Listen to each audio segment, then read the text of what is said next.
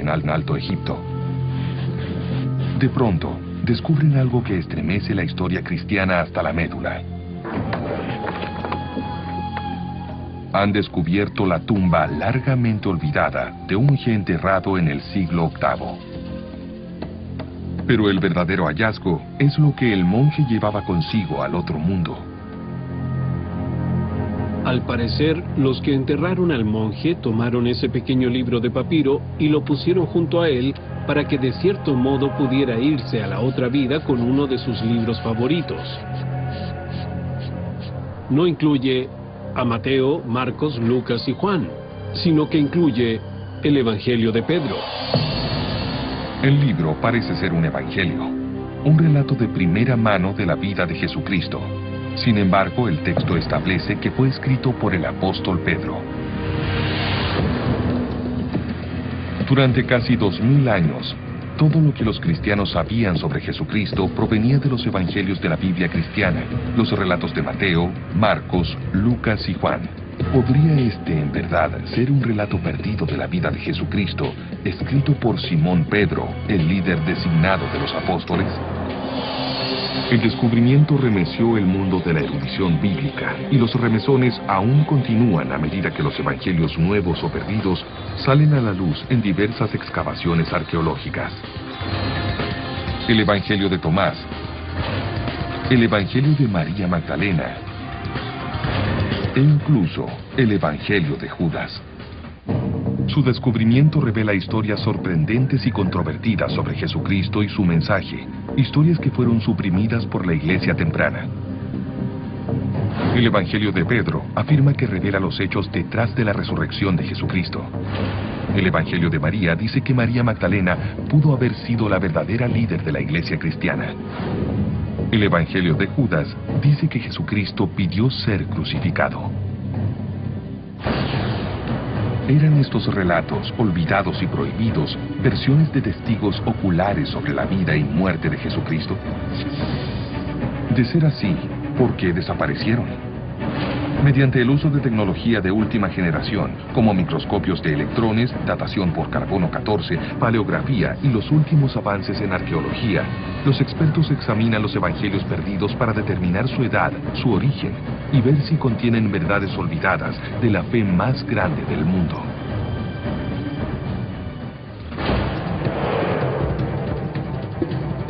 El descubrimiento de los evangelios perdidos también revela una batalla secreta ya olvidada, pero que una vez fue vital. Una batalla por el alma de la cristiandad. Por un lado, un grupo devoto que desea una relación directa y espiritual con Dios y con sus propios evangelios. Por el otro, una creciente jerarquía de cristianos ortodoxos que solo aceptan 4 evangelios. El resultado de esta batalla determinaría el futuro de la cristiandad.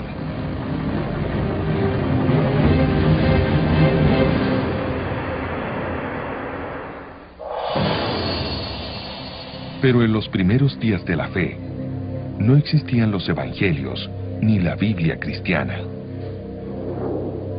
El cristianismo comienza cerca de los años 30 después de Cristo, con un grupo de judíos que sigue las enseñanzas de Jesús de Nazaret. Narramos la historia mediante cuentos, y eso fue lo que pasó con el movimiento temprano de Jesucristo. Lo más probable es que la gente que rodeaba a Jesucristo, los pobres, los marginados, no supieran leer ni escribir, de modo que hacían lo mismo que los demás. Contaban historias. La gente debió hablar entre sí. ¿Tú conociste a Jesucristo? ¿Qué dijo cuando lo conociste?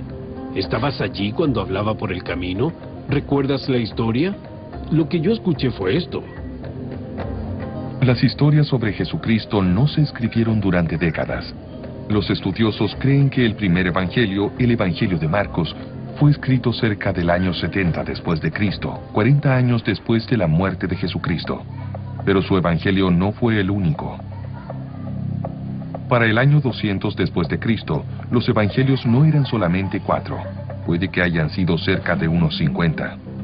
Tenían títulos como el Evangelio de Felipe, el Evangelio de los Hebreos y la Revelación de Pedro. Los escritores antiguos mencionan algunos de estos libros, pero hasta hace poco esos evangelios habían desaparecido. ¿Qué pasó con ellos? ¿Y por qué hoy hay solo 4? La respuesta tiene más que ver con la política que con la fe. La Biblia no cayó del cielo. Fue finalmente compaginada por pensadores cristianos que representaban un punto de vista particular. Lo más sorprendente es que la Biblia cristiana, como la conocemos, solo surgió 300 años después de la muerte de Jesucristo. Y el hombre que determinó el contenido de la Biblia cristiana tenía motivos poderosos que tenían poco que ver con la religión.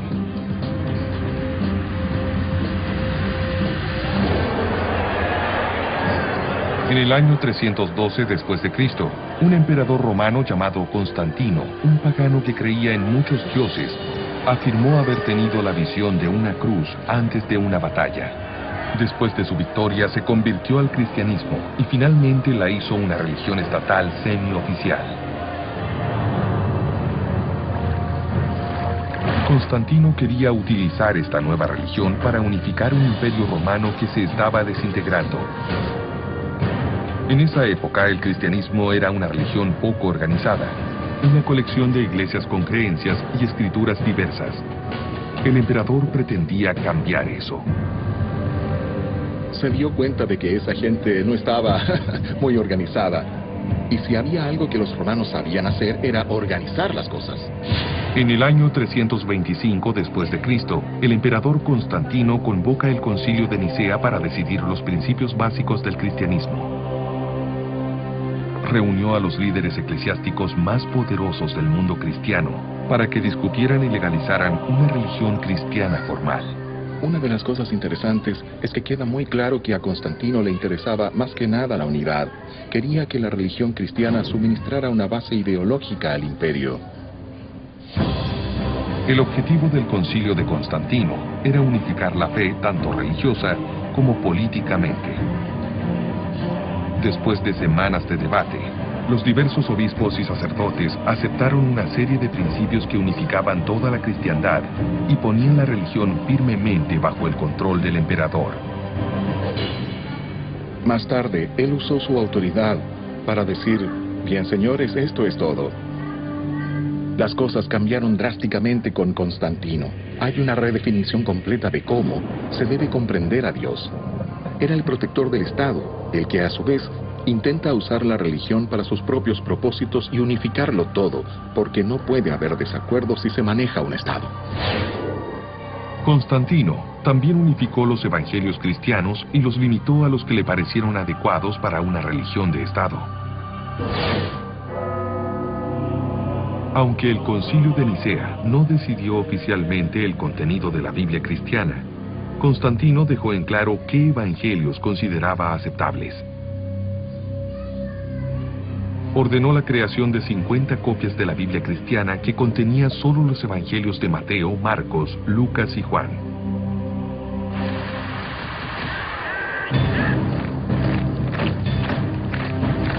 En el año 382 después de Cristo, otro concilio eclesiástico literalmente prohibió que los cristianos los leyeran. Bajo el emperador cristiano Teodosio, todos los otros evangelios se consideraron herejes y se prohibieron o quemaron. Sus dueños eran arrestados o incluso asesinados. Había muchos otros textos que los verdaderos cristianos devotos amaban y que habían leído durante mucho tiempo hasta que los obispos llegaron y dijeron claramente, no debes leer esto, sino que debes leer esto. ¿Qué contenían los evangelios perdidos? ¿Qué los hacía tan amenazadores que tuvieron que ser prohibidos o destruidos? Nadie lo supo durante casi 2000 años. Pero en 1886, el Evangelio de Pedro surgió de las arenas del desierto egipcio. En el siglo XX se hicieron otros descubrimientos sorprendentes. Los Evangelios de Tomás, de María Magdalena y de Judas. Estos evangelios perdidos revelan una visión muy diferente de Jesucristo. Tienen un enfoque distinto de la espiritualidad, una versión perdida del cristianismo que una vez amenazó las bases mismas de la fe.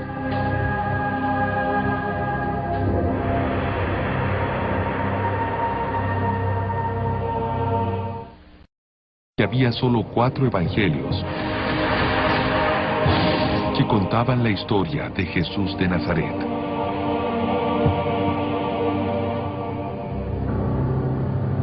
En 1886, el Evangelio de Pedro fue el primer evangelio perdido descubierto en siglos, hecho que sugería la existencia de una historia secreta de escrituras prohibidas. En 1945, un descubrimiento notable sacó a la luz una gran colección de evangelios perdidos y cambió para siempre la historia del cristianismo. En Egipto, cerca de una ciudad llamada Nag Hammadi, un granjero y sus compañeros encontraron un jarro de arcilla sellado con una explosiva carga de 1800 años. El jarro contenía 52 textos separados, con títulos como las Actas de Pedro, el Apocalipsis de Santiago y el Evangelio de Tomás. Eran literalmente los evangelios perdidos mencionados por los escritores antiguos, que al parecer habían sido enterrados después de la consolidación en el poder del emperador romano Constantino en el año 325 después de Cristo. Hasta entonces, esas escrituras solo habían existido como leyendas. Tal vez la más sorprendente de estas escrituras perdidas era el Evangelio de Tomás. El Evangelio de Tomás es un documento fascinante. Se tradujo del griego al copto y especifica dichos de Jesucristo. Muchas de las cosas que están en el Evangelio de Tomás también se encuentran en el Nuevo Testamento, pero la diferencia es que el Evangelio de Tomás es un evangelio gnóstico. Los gnósticos constituían una secta de los comienzos del cristianismo que enfatizaba profundamente el misticismo y estaba en desacuerdo con la mayoría de los preceptos de la jerarquía cristiana emergente. Los gnósticos eran salvados por el conocimiento secreto. Si comprendías ese conocimiento secreto, eras un verdadero seguidor de Jesucristo. Gnosis es una palabra griega que significa conocimiento, y gnóstico significa aquel que sabe. En muchas formas eran esencialmente místicos, y si podían encontrar la paz de Dios en su interior, la verdadera humanidad, ¿para qué necesitaban un sacerdote o un obispo? Podían marchar al son de su propio tambor. En el Evangelio de Tomás, Jesucristo parece transmitir un mensaje extraño, una enseñanza secreta muy diferente a la de los evangelios tradicionales. Los evangelios tradicionales enseñan que Jesucristo es el único Hijo de Dios. El Evangelio de Tomás sugiere que todos podemos convertirnos en hijos de Dios. Dice, cuando se conozcan a sí mismos, entonces serán conocidos y comprenderán que son hijos del Padre viviente. En otras palabras, si Jesucristo puede tomarse como Hijo de Dios, todos nosotros somos hijos e hijas de Dios. Él no tiene nada que nosotros no podamos tener. Es posible tener el mismo tipo de relación con lo divino, el mismo tipo de identidad con Dios. El Evangelio de Tomás llama a una conexión personal con Dios sin que se necesiten iglesias organizadas, sacerdotes y obispos. Había muchos sacerdotes y obispos que se ofendieron con los gnósticos que tenían una forma propia, una suerte de línea directa, su propio teléfono rojo con lo divino. Eso no era del agrado de las autoridades de la iglesia. Esa puede ser la razón de por qué el Evangelio de Tomás era considerado herético. La independencia de la creencia gnóstica socavaba la jerarquía de la iglesia. Los gnósticos creían que sus propios evangelios eran tan válidos o incluso más que los de Mateo, Marcos, Lucas y Juan. En el caso del Evangelio de Tomás, tal vez tuvieran razón. En 1945, cuando se descubrieron los evangelios gnósticos, surgió una cuestión perturbadora. ¿Era posible que el evangelio perdido de Tomás fuera más antiguo que los de Mateo, Marcos, Lucas y Juan? Hay un debate entre los estudiosos sobre cómo fechar el Evangelio de Tomás. Lo que sí sabemos es que en el Evangelio de Tomás hay unos papiros griegos muy antiguos y al parecer algunas de sus partes son también muy antiguas. De hecho, partes del Evangelio de Tomás podrían remontarse a los primeros días de la Iglesia. La mayoría de los eruditos cree que los 4 evangelios tradicionales se escribieron más o menos una generación después de la muerte de Jesucristo, unos 40 o 60 años después de que sucedieran los hechos. Pero basándose en su contenido más simple, el material del Evangelio de Tomás podría ser más antiguo. La diferencia entre el Evangelio de Tomás y el Nuevo Testamento es que el Evangelio de Tomás solo tiene los dichos de Jesucristo. No hay milagros, no hay historias sobre Jesucristo. El hecho que el Evangelio solo sea una colección de dichos de Jesucristo puede sugerir que es más antiguo y que la narrativa, los elementos usados para contar historias en los otros evangelios, sean incorporaciones más tardías. Si el Evangelio de Tomás es realmente más antiguo que los 4 evangelios tradicionales, ¿significa que está más cercano del mensaje de Jesucristo? De ser así, ¿significa que la Biblia cristiana está literalmente incompleta? La respuesta podría estar en saber la fecha exacta en que se escribió el Evangelio. El Instituto de Conservación del Museo Smithsoniano, o MCI, tiene un equipo de especialistas y científicos que extraen los secretos de los documentos antiguos. Nuestro trabajo es realmente detectivesco. Los científicos usan diferentes tipos de instrumentos para comprender en verdad lo que es, de qué parte del mundo vino. Los expertos buscan pistas de la antigüedad de un evangelio en el papel y la tinta del propio documento. A veces siento como si pudiera introducirme en la cabeza del que lo hizo. Un investigador necesita desarrollar una especie de visión de rayos X que retroceda en el tiempo. Tienes un objeto frente a ti que ha llegado a tus manos en su actual condición y tienes que pensar en todas las cosas que le han ocurrido.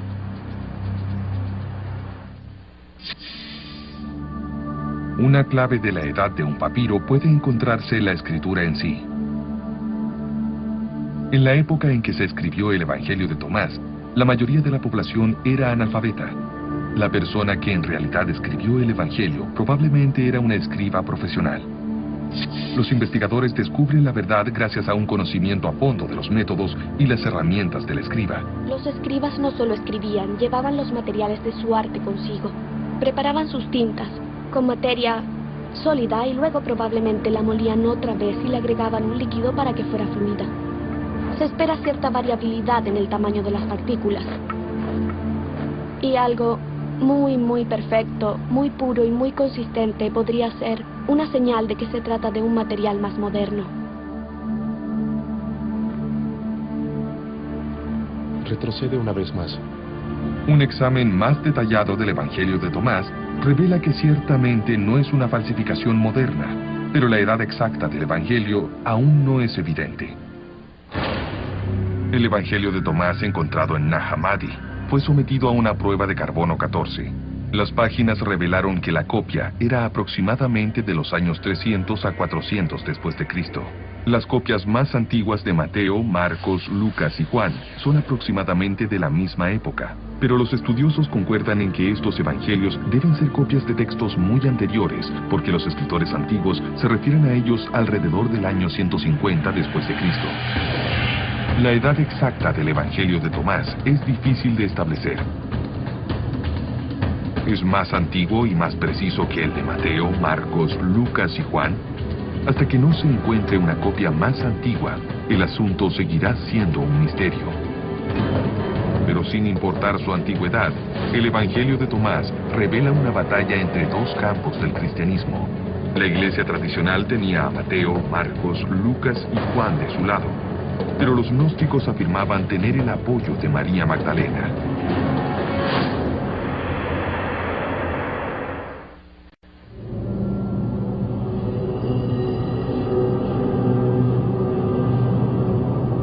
Durante siglos los cristianos creyeron que solo había 4 evangelios que revelaban la vida y el mensaje de Jesús de Nazaret.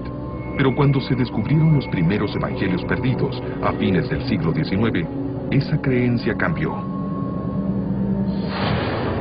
Una de estas escrituras olvidadas más convincentes fue descubierta en Egipto en 1896. Un evangelio de un autor muy sorprendente. Es un evangelio escrito en nombre de una mujer, y no de cualquier mujer. Al parecer era María Magdalena. Y no es la misma María Magdalena que tiene un papel asignado por la iglesia, la prostituta arrepentida y todo eso. Esta María Magdalena es una discípula bien amada, es miembro del círculo interno. Solo quedan unos pocos fragmentos, pero enfatizan fuertemente la verdadera significación de María Magdalena.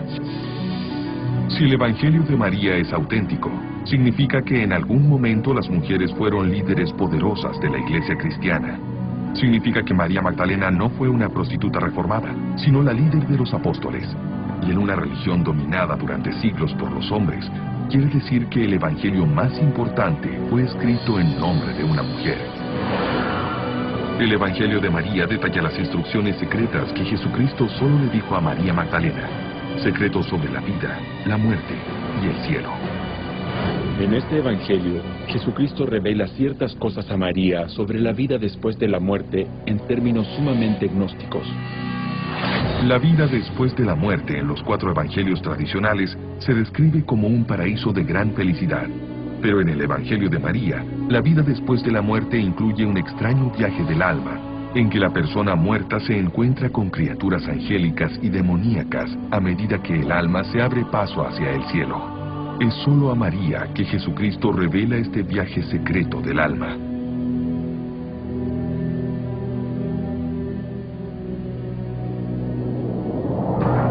El Evangelio afirma que Pedro, el líder de los apóstoles, reaccionó explosivamente ante esta revelación. Pedro dice, ¿él realmente habló con una mujer sin que lo supiéramos? Todos tendremos que dirigirnos a ella y escucharla. ¿La prefirió a ella sobre nosotros?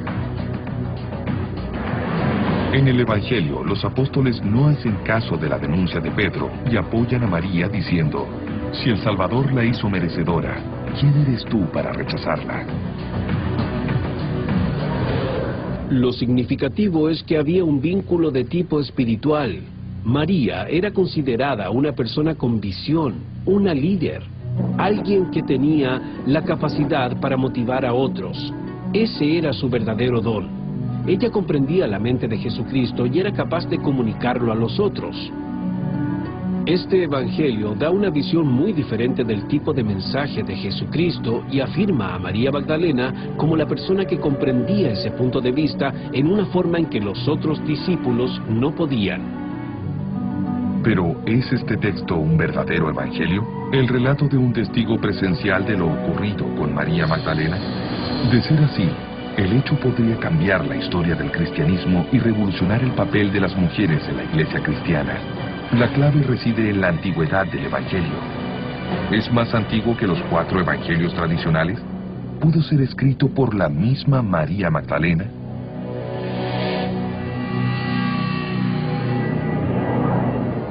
El Evangelio de María fue descubierto por primera vez en Ajmin, Egipto, en 1896.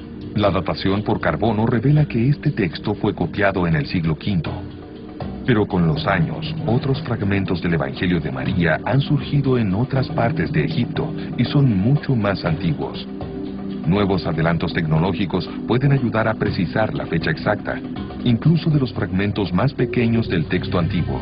El uso del microscopio de 3 dimensiones permite a los científicos concentrarse en los detalles que suministran pistas sobre su antigüedad. A este nivel de detalle, una muestra moderna de papiro no tiene ningún parecido con un texto antiguo. Si esto tuviera 2000 años, la superficie no sería tan brillante, sería más mate, porque las fibras estarían desgastadas y crearían una especie de pelillo en la superficie, casi como gamuza. Pruebas como esta ayudan a dar una fecha muy precisa de los fragmentos más antiguos del Evangelio de María. Fueron escritos aproximadamente en el año 200 después de Cristo. El lenguaje y el vocabulario también sugieren que el Evangelio de María fue escrito durante el siglo II y no durante la época de Jesucristo. Por lo tanto, es muy poco probable que María Magdalena escribiera el evangelio que lleva su nombre. La mayoría de los estudiosos cree que fue creado por algún cristiano gnóstico durante el siglo II, que quería invocar la autoridad del apóstol femenino. No sabemos quién fue el autor, pero muchos pueden imaginar que realmente es una voz femenina y que aquí se vislumbra una perspectiva de mujer. Puede perfectamente tratarse de una voz que aquí finalmente se escucha y que se ve sofocada en los otros evangelios. Tal vez aún más importante, el Evangelio de María revela una lucha de poder en la iglesia temprana sobre el papel de las mujeres. La idea misma del liderazgo de la mujer es algo muy emocionante en la historia del cristianismo temprano, y creo que el Evangelio de María es un testimonio de ello. Que María sea mujer y una líder es un concepto revolucionario para la iglesia temprana. El hecho de que pueda haber un Evangelio de María indica en realidad la existencia de gente como los gnósticos que eran mucho más abiertos a la inclusión de las mujeres como miembros con pleno derecho en la comunidad. Algunas de las personas de la Iglesia Ortodoxa emergente se quejaban de ello. ¿Quieres decir que mujeres administran los sacramentos? Entre los gnósticos ordenan a las mujeres, eso es una vergüenza. Pero los gnósticos no consideraban que fuera una vergüenza. Por eso el Evangelio de María concuerda perfectamente con el punto de vista gnóstico. En 1886, arqueólogos franceses que trabajaban en Egipto descubrieron una antigua tumba cristiana con un tesoro extraordinario. En las manos de un monje del siglo VIII había un libro llamado El Evangelio de Pedro. Fue uno de los primeros evangelios perdidos en ser descubiertos. ¿Podía ser uno de los relatos perdidos sobre la vida de Jesucristo escrito por Simón Pedro, el líder designado de los apóstoles? De ser así, la historia del cristianismo podría cambiar, porque el Evangelio de Pedro cuenta una versión muy diferente de la vida de Jesucristo. Lo que se recuperó es muy valioso y emocionante. Es una historia temprana, pero es una historia alternativa. En el Evangelio de Pedro, los romanos son sorprendentemente agradables. Dice que Jesucristo no sufrió dolor alguno en la cruz. Pero hay una diferencia aún más asombrosa.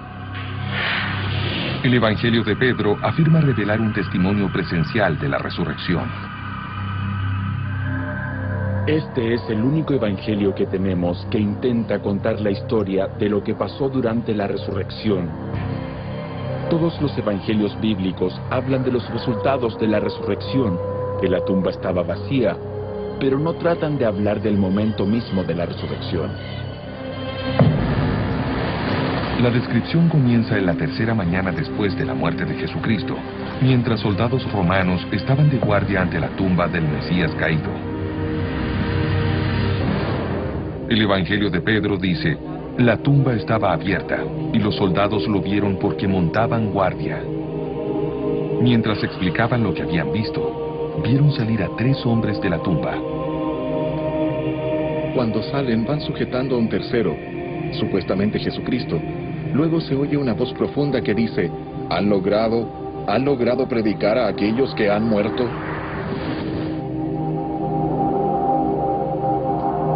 La resurrección termina con Jesucristo y las otras figuras subiendo al cielo, dejando a los testigos oculares asombrados. El Evangelio termina afirmando que es un relato del testimonio presencial del apóstol Pedro. ¿Podría este libro ser realmente el trabajo del líder de los apóstoles? ¿Del primer papa? ¿Fue escrito al mismo tiempo o antes que los 4 evangelios tradicionales? ¿O fue un relato más tardío, una falsificación que intentaba hacerse pasar por el testimonio ocular de Pedro? La evidencia arqueológica es poco clara. La fecha del Evangelio encontrado en 1886 se estableció alrededor del año 700 después de Cristo, 7 siglos después de la muerte de Pedro. En otros sitios se han encontrado fragmentos aproximadamente del año 500 después de Cristo, tal vez demasiado distante para provenir directamente del apóstol. Son 14. Vamos a divertirnos armando este rompecabezas. Pero los primeros escritores cristianos mencionan este evangelio. Un obispo en lo que ahora es Turquía menciona el libro por su nombre cerca del año 190 después de Cristo. Es posible rastrear el Evangelio hasta el siglo II, pero no antes. Lo más probable es que sea un texto de comienzos del siglo II. La razón por la que pensamos que es de esa época es porque usa material de los 4 evangelios existentes que ya teníamos. Las historias en el Evangelio de Pedro son tan similares a las de los otros evangelios que parece probable que fueran simplemente copiadas. Quien quiera que haya escrito este evangelio en el siglo II afirmó que era el trabajo del apóstol Pedro para darle una mayor autoridad. Ese era un procedimiento corriente en el mundo antiguo. Cuando algunas personas querían comunicar una idea que creían verdadera o importante para el movimiento cristiano temprano, no la decían con su propia voz, sino con la voz de alguien que ellos estimaban que tenía mayor autoridad que ellos. En ese sentido, el Evangelio de Pedro no era un relato real, sino una falsificación, aunque eso hace surgir un tema importante y perturbador. Si el Evangelio de Pedro es una falsificación, entonces los Evangelios de Mateo, Marcos, Lucas y Juan también lo son. No sabemos quiénes eran los autores, pero los libros estaban escritos en nombres de Mateo, Marcos, Lucas y Juan, porque ellos eran los grandes hombres de la época. El asunto es que lo más probable es que no fueran escritos por Mateo, Marcos, Lucas y Juan. La mayoría de los estudiosos concuerdan en que incluso los 4 evangelios tradicionales no fueron escritos por los apóstoles cuyos nombres llevan, sino por los seguidores de dichos apóstoles. Si los evangelios de Mateo, Marcos, Lucas y Juan en realidad no fueron escritos por los apóstoles, ¿quiere decir entonces que el evangelio de Pedro o el evangelio de María pueden considerarse igual de auténticos? Los historiadores aún no tienen clara la respuesta. Pero hay elementos en el Evangelio de Pedro que sugieren que no es un testimonio ocular de nadie, y mucho menos del apóstol Pedro. La historia que narra contiene material altamente sospechoso. En la escena de la resurrección se afirma que Jesucristo y las 2 criaturas angélicas ascienden hacia las nubes, y detrás de Jesucristo, en la tumba, se ve la cruz que habla. El Evangelio dice que se oyó una voz desde el cielo: ¿han predicado a aquellos que duermen? Y la respuesta viene de la cruz: sí. El Evangelio de Pedro es demasiado fantástico, con esos grandes seres que ascienden a los cielos y luego una cruz que habla. Es decir, eso es demasiado para que alguien lo crea, en especial si en la iglesia temprana querían ser sobrios y prácticos. Esa puede ser una razón por la que el Evangelio de Pedro no fue aceptado como tal cuando Constantino convocó el Concilio de Nicea. Sin embargo, aún quedaban grupos de cristianos devotos que consideraban que este libro era sagrado, lo suficientemente sagrado como para ser enterrado con un monje alrededor del año 700 después de Cristo. En especial me gusta la idea de un monje que se aferra a ese texto, no solo en esta vida, sino también en la próxima. El Evangelio de Pedro se descubrió en 1886 y fue uno de los primeros evangelios perdidos en descubrirse.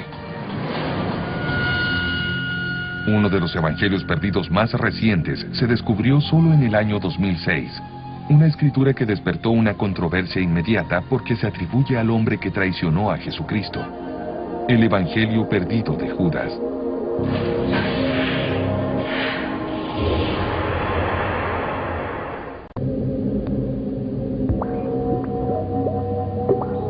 El descubrimiento de evangelios perdidos en el siglo XX cambió nuestra comprensión de la historia cristiana. Pero un nuevo evangelio perdido, descubierto recientemente, cuestiona los fundamentos básicos de las creencias cristianas tradicionales. En el año 2000, se recuperó un documento en papiro en una tienda de antigüedades de Egipto. Se cree que originalmente lo encontraron cerca de Nag Hammadi, donde se descubrieron los primeros evangelios gnósticos. Se le identifica como el Evangelio de Judas Iscariote.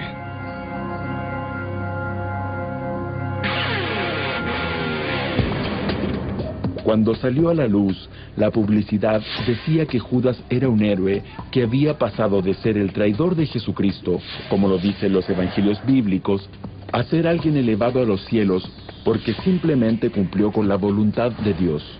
En la versión cristiana tradicional de la historia de la crucifixión, Judas entrega a Jesucristo a los romanos y es considerado un villano.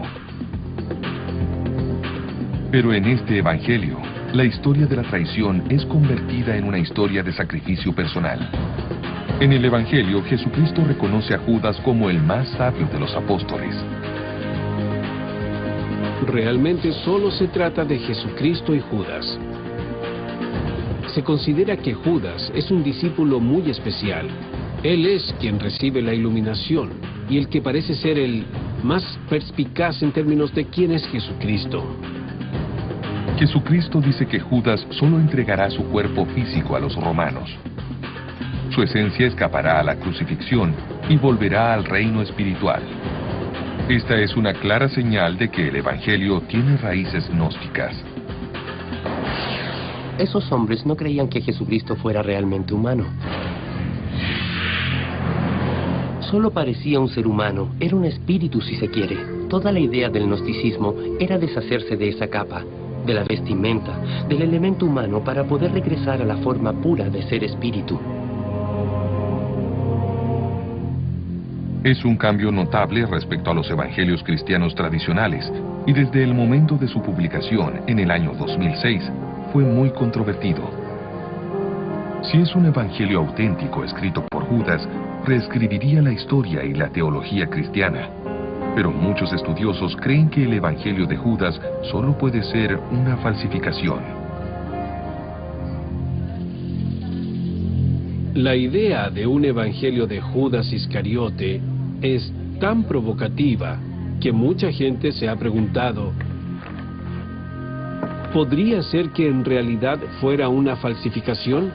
Teóricamente, una persona con un sentido de humor diabólico o el deseo de engañar al mundo podría tomar un papiro muy antiguo y crear un texto y reírse de todo el mundo. El evangelio de Judas se sometió a semanas de investigación. A pesar de su origen poco usual, los expertos determinaron que no era una falsificación, pero que probablemente no era tan antiguo como los evangelios tradicionales. Los estudiosos creen que la fecha del evangelio de Judas se sitúa entre los años 280 y 330 después de Cristo, casi 300 años después de la muerte de Judas. Es evidente que no es el relato de un testigo presencial y que se escribió más tarde que los 4 evangelios tradicionales del siglo II. Pero la creación misma del evangelio de Judas resalta el creciente conflicto entre los cristianos gnósticos y la iglesia tradicional cerca del año 300 después de Cristo. Se escribe el evangelio y se atribuye a Judas porque es una forma de hacer que la gente piense en forma diferente sobre todos los personajes y así se cambian las reglas del juego. Se transforma todo al bajar un poco la categoría de los apóstoles y subir un poco la de Judas. De ese modo se reconfigura la forma en que se ve el mundo, porque el evangelio de Judas critica fuertemente a la iglesia que se origina en las reglas apostólicas.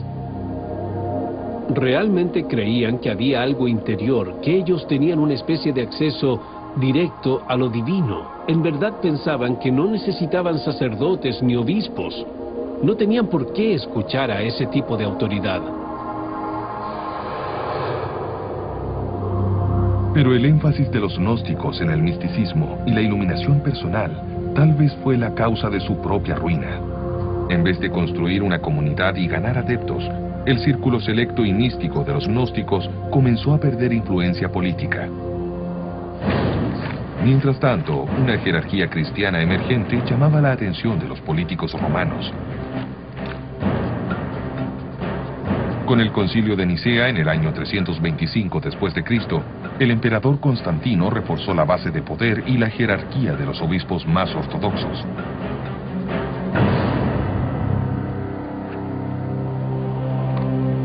Los evangelios de Mateo, Marcos, Lucas y Juan quedaron aceptados.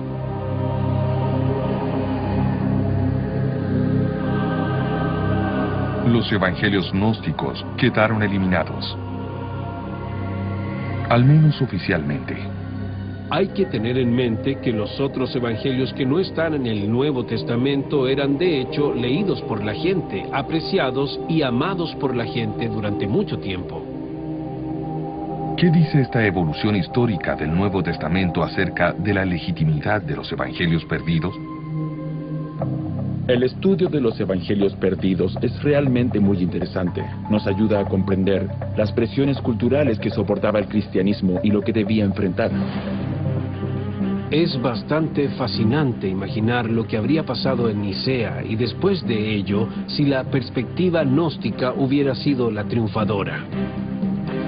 Me imagino que habríamos tenido un sentido más místico, un mayor sentido interior de lo que significa sentirse motivado como seguidor de Jesucristo. Habría sido una iglesia muy diferente, con características diferentes y otro tipo de sentido, un sentido más místico. Pero los gnósticos no triunfaron en Nicea. Y en algún monasterio del desierto egipcio, un grupo de monjes gnósticos debieron preguntarse sobre el destino de sus amados evangelios.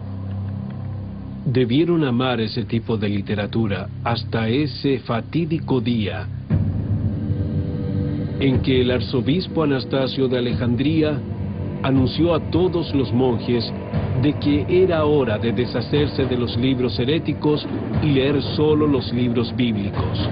Tal vez los monjes tomaron los valiosos libros de la biblioteca de Nag Hammadi con el corazón triste y no pudieron destruirlos. Así que los escondieron en un jarro donde durarían para siempre o casi para siempre, al menos hasta que nosotros pudiéramos encontrarlos y leerlos otra vez. Durante siglos, la Santa Biblia, con los 4 evangelios del Nuevo Testamento, ha sido considerada la verdadera historia de Jesucristo. Algunos creen que los evangelios perdidos revelan el camino que el cristianismo no tomó. Otros creen que ese camino no se tomó por una razón. Hay una expresión que dice que a veces los ganadores escriben la historia, pero ahora los perdedores pueden hablar, y hay un valor en escuchar hablar a los perdedores. Pero hay que mencionar la otra parte de la expresión, que a veces los ganadores merecen ganar. Siglos después de haber sido confinados en las arenas del desierto, los evangelios perdidos siguen siendo controvertidos, y tal vez esto mismo constituya la confirmación del poder de la palabra escrita en la transmisión de la fe, la esperanza y el misterio, a través de los siglos y en todo el mundo.